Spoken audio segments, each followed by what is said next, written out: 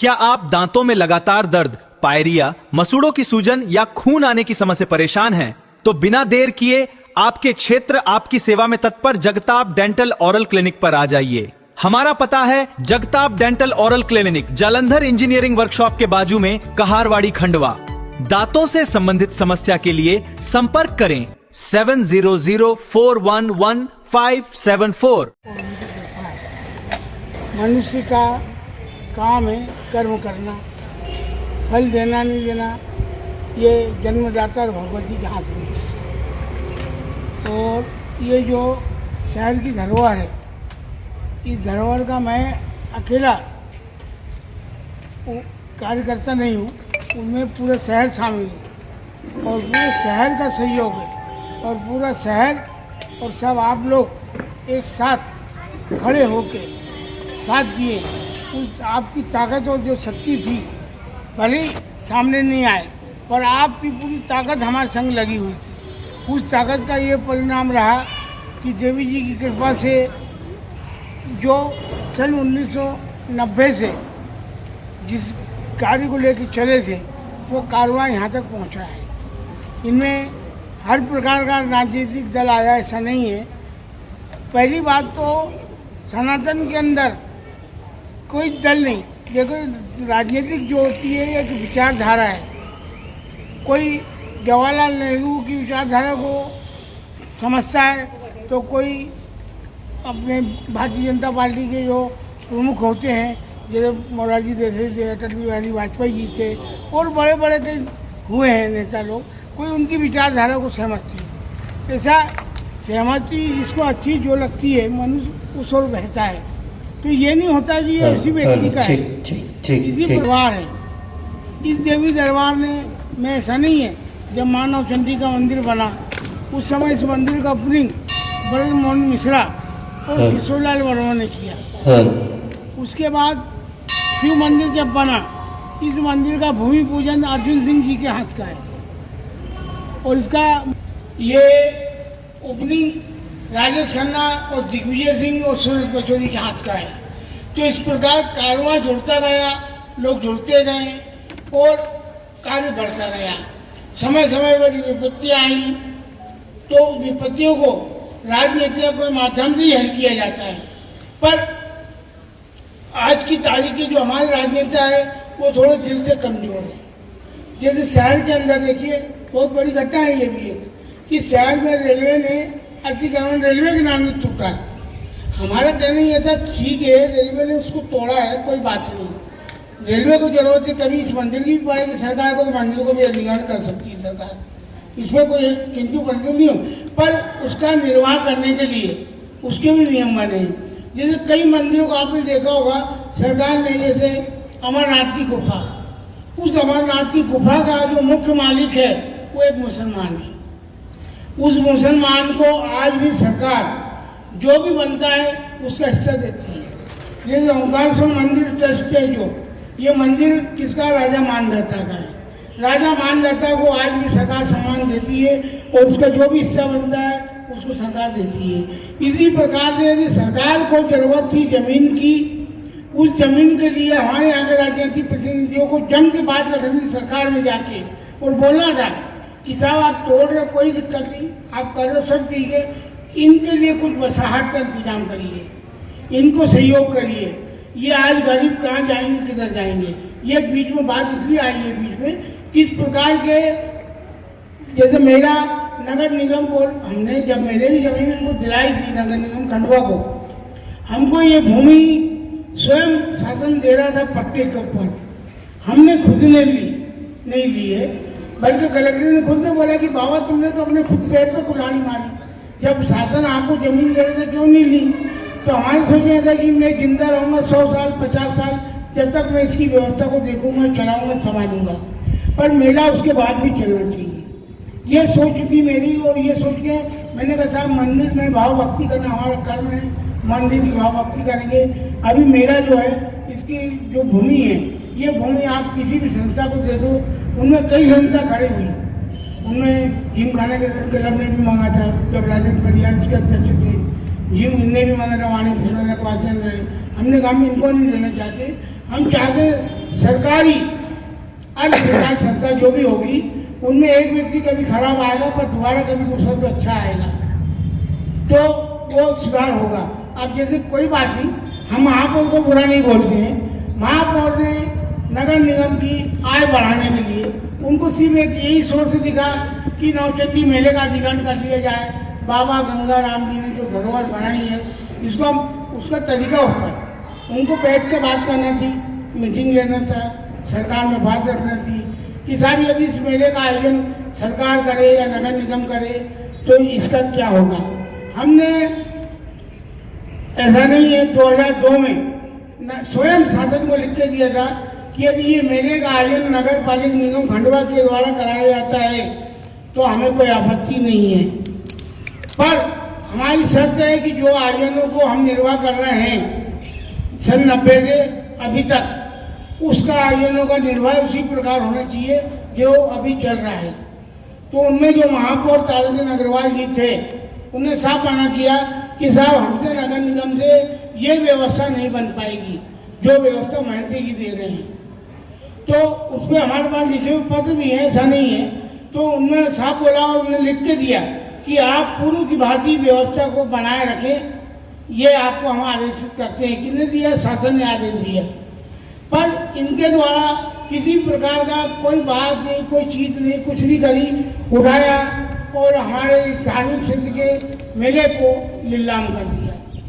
ये नीति इनकी गलत थी, इसी नीति की इनकी हार हुई है और इसी नीति के कारण आज इनको नीचा देखना पड़ रहा है। हम मर जाएंगे या कर जाएंगे तो मंदिर ना छाती मारने, हमने तो एक ही दे दिया है आपको, ये दरवाजा जब तक है जब तक देख रहे हैं, बाकी उसके बाद तो आने वाली नस्ल को देख रहे हैं, उसी को करना है। और माता जी ने ही जमाना है, उनमें देखिए कई लोग इतने अच्छे हैं जो जुड़े रहे। अब आज के जो हमने एक बात आपको बताई थी कि जो राजनीतिक लोग हैं वो डरते हैं। कांग्रेस और बीजेपी के राजनेता में यही फर्क है, कांग्रेस का राजनेता खड़ा होकर खम ठोक के लड़ता है, बात करता है, कहता है कि ये कार्य को सर करना है, आपको कैसे करना है। हमारे यहाँ ऐसा नहीं, हीरालाल सिलावट जी हुए, तनवंत सिंह कीर हुए, भले इनकी छवि जो भी हो, जैसा भी, हम ये नहीं बोलते कि बुरी है खराब, हम बोले पर इन्हें लड़के जमीन को आरक्षित कराएं। हम जब पहली बार फाइल लेके प्रमुख सचिव नगरीय प्रशासन के पास गए तो चट्टा साहब थे प्रमुख सचिव, ने वो नौचंदी मेले की फाइल को फेंक दी ऐसे, बोले ऐसे मेलों को जमीन मिलने लग गई तो बोले देश का तो कल्याण हो जाएगा। हम तत्काल वो फाइल जमीन से उठाए और माननीय मुख्यमंत्री उस समय दिग्विजय सिंह थे, उनके पास गए। हमने कहा भक्तराज, हम उनको भक्त बोलते हैं, भक्तराज ऐसी समस्या और ये कठिनाई हुई है और ये तकलीफ है। उनने चेंबर छोड़ा, हमारे संघ प्रमुख सचिव के चेंबर में स्वयं मुख्यमंत्री गए और उन्होंने बोला कि आपने फाइल भेजी कैसे, आपको सुनना चाहिए। बोले इस मेले का आरक्षण मध्य प्रदेश शासन चाहता है और इस भूमि को आरक्षित करना चाहता है और ये शासन के कहे अनुसार इस पर कार्रवाई करी जाए। फिर कार्रवाई प्रारंभ हुई और उनकी कृपा, उनके सहयोग और उनका साथ रहा तो आपने देखा कि जितना भी धार्मिक क्षेत्र है इस क्षेत्र में विकास हुआ। ये एक जंगल था, यहाँ लोग शाम को 4 बजे के बाद आने में क्षेत्र में डरते थे। बड़े बड़े नाले थे, स्वयं बैठकर अधिकारियों ने रात भर यहाँ पे नालों को व्यवस्थित करवा के पब्लिक के लिए जगह बना के दी है। इसका यूज कौन कर रहा? पब्लिक कर रहा है। बाबा गंगाराम ने कभी क्षेत्र से 1 रुपया भी वसूला हो तो आप कोई बोल सकता है। हमने तो यदि कुछ चीज वसूली भी है, यदि किया भी है तो 1 का 10 लगा के पब्लिक के आगे पेश किया है। अभी इन लोगों ने 27 लाख रुपया मेले पे लिया, पर इनको मालूम था कि 27 लाख का इनको 57 लाख खर्च करना पड़ेगा। जो इस शहर के लिए देखिए धर्म वाले क्षेत्र के लिए यज्ञ होता है, बुद्धिजीव के लिए कवि सम्मेलन होता है और जो मनोरंजन के साधन है, गाँव की संस्कृति अपनी जो है जीवित रखने के लिए हम लोग भारतीय संस्कृति का आयोजन करवाते हैं। और रही बात जो आपकी नई युवा लॉबी है, यदि आप फिल्म दुनिया को बंद करा सको तो हम भी ये आयोजनों को बंद कर देंगे। फिल्म दुनिया के हम नहीं करेंगे उस आयोजन को, पर जब फिल्म दुनिया के आयोजन फिल्म दुनिया बंद नहीं हो सकती है तो ये भी एक आज के युग का मनोरंजन है। उस मनोरंजन को जीवित रखने के लिए हमने जनता की मांग पर बड़े बड़े थे आयोजन अच्छे थे या बुरे थे वो आप लोगों ने देखा और सुना और उसको सराहा है। का जो आयोजन होता था वो ये मेला क्षेत्र है, ये इसमें स्पष्ट उल्लेख है कि यह जो 5.5 एकड़ जो भूमि है इसमें किसी प्रकार का स्थायी निर्माण नहीं किया जाएगा, ना अस्थायी किया जाएगा। लेकिन उसके बावजूद नगर निगम ने यहाँ पर टेंडर लगाए और उसके बाद दादागिरी से आधी रात को यहाँ पर उन्होंने काम चालू किया और उनकी मंशा सिर्फ इतनी थी कि यहाँ पर दुकानें बनाकर उनको बेचा जाए और उससे कुछ पैसा कमाया जाए। लेकिन उनके मंसूबे पूरे नहीं हुए और माननीय उच्च न्यायालय जो हमारे हाई कोर्ट है उन्होंने इस पर स्टे दिया है और उन्होंने स्पष्ट उल्लेख किया हुआ कि यहाँ पर किसी भी प्रकार का कोई निर्माण नहीं होगा। तो नगर निगम को सोचना चाहिए कि ऐसी हठधर्मिता के साथ और ऐसा अन्याय करके आप आपकी आय नहीं बढ़ा सकते हैं और कुछ दलालों की सुनकर आप उन दलाल लोगों के साथ देकर ऐसी जो हमारी संस्कृति और धार्मिक आयोजन है और जो सनातन धर्म को हो इसको आप मिटा नहीं सकते हो। कुछ लोग नगर निगम में दलाली पर उतर आए हैं और वैसे हुलुल जुलुल जो भी ज़मीनें खाली पड़ी रहती हैं उन पर वो बोलते हैं कि इस पर अपन निर्माण करो और उसको बेचो। अभी मैंने ऐसी 10 चिन्हित जगह और करी है जो हम बहुत ही जल्दी एक प्रेस कॉन्फ्रेंस कर हम आपको बताएंगे कि नगर निगम किस प्रकार से ऐसे गलत टेंडर कर और अपने मन के हिसाब से जो व्यवसाय वाली जगह उनको किस प्रकार से बेच रही है। कागज हमने लगा दिए हैं, बहुत जल्द आपके सामने कुछ चीज़ों का खुलासा होगा। आप सभी यहाँ आए, आपका सभी का धन्यवाद। जय हिंद। को पुनः ना रिपीट करते हुए मैं बस इतना कहना चाहूँगी कि बहुत जो मूलभूत आवश्यकता होती है, जैसा कि पिछले दिनों हमने देखा कि यदि संगठन और हमारे जो नगर निगम के लोग हैं ये अपनी जिम्मेदारी तय ना करें तो उसका खामियाजा हमारे दुकान के लोगों को उठाना पड़ता है। जो सबसे ज़्यादा नुकसान मेलों में जब आग लगी तो जिस दुकानदार को हुआ वो जब निगम के पास गया तो उसने कहा हमारे अनुबंध में तो ऐसा है ही नहीं, ठेकेदार काम करेगा। तो जब निगम ने इस बात की जिम्मेदारी ली कि हम मेला लगाएंगे तो मीठा मीठा गप गप और कड़वा कड़वा थू थू ये नहीं चलेगा। जहां तक कांग्रेस पार्टी की जिम्मेदारी है, हमारे प्रदेश के सचिव बैठे हुए हैं, मुल्लू जी हैं, हम अन्याय के खिलाफ ताकत से इसकी आवाज उठाते रहेंगे। मध्य प्रदेश में खंडवा का नगर निगम केवल वसूली का अड्डा बन गया है। रिकॉर्ड में यदि हम देखें तो पार्क है जनता के लिए, लेकिन खुद जाकर देखते हैं तो वहां पे अवैध तरीके से पार्किंग चल रही है, अवैध तरीके से दुकानें दी जा रही हैं। बहुत जल्द, जैसा कि हमारे निगम के नेता प्रतिपक्ष मुल्लू जी ने कहा, हमने बहुत सारा खंडवा की जमीनों पे ये देखा कि निगम ने अपनी दादागिरी के माध्यम से अवैध तरीके से कहीं निर्माण किए गए हैं। और सबसे बड़ी विडंबना कि आपने दुकानें निकाल दी, आपने मेला दे दिया, लेकिन कोई टेंडर नहीं, कोई निविदा आमंत्रित नहीं की गई, तो सब कुछ अपने हिसाब से चल रहा है। इस तरीके का काम खंडवा में आम जनता के जो हित में होगा उसके लिए हम लड़ाई लड़ेंगे। लड़ाई लंबी है, जैसे एडवोकेट साहब ने कहा, लेकिन जनता को सब दिख रहा है। अपने आप को सनातनी धर्म का और हिंदुओं का रक्षक कहने वाली पार्टी, इसकी कथनी और करनी में बहुत अंतर है। चोला कैसा दिखता है आप सबने देखा, असम के मुख्यमंत्री कहते हैं कि गौमांस खाइए लेकिन घर के अंदर खाइए। तो इस तरीके की विडंबना, दोहरा चरित्र वाले लोग हैं। माता रानी सब देख रही है। हम तो इतना ही निवेदन करेंगे कि ताकत दे, आपको हिम्मत दे। लड़ाई लंबी है और हम लड़ेंगे।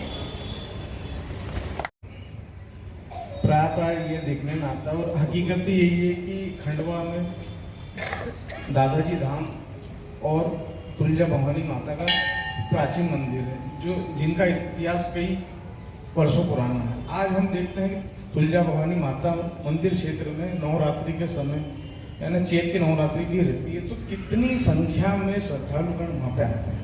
आप ये देखेंगे कि वो शहर का बीच का क्षेत्र है, वहाँ पर भी पार्किंग की व्यवस्था नहीं है। आम आदमी आता तो कितनी उसको परेशानी पड़ती है। वही हालत दादाजी धाम की भी है। ये सब आप लोग जानते हैं, ये मेरे को बताने का बोल।